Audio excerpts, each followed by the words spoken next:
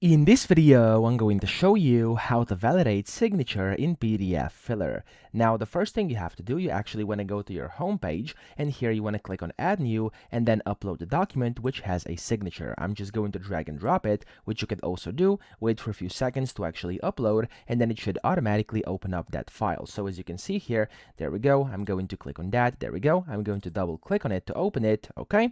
And it's going to take a few seconds to open, and as you can see here, it's going to show me these signatures, and actually I don't have to do anything because they're going to get verified automatically. So as you can see, if I click on the signature and then this one as well, as you can see, it's going to start verifying it, and whenever it's done, it's going to say verified by PDFfiller, and it automatically validated this signature. Okay, if I do next over here, there we go, I have this one as well. It has the verified badge too, and then if I do next, this one has the verified badge too. So you simply have to click on it, wait for a few seconds, and it's going to verify it, and it's going to have this verified badge next to it over here, and that's pretty much all you have to do to verify your signature. So that's it. I hope that this video helped you out. If it did, please subscribe to the channel and help me out as well.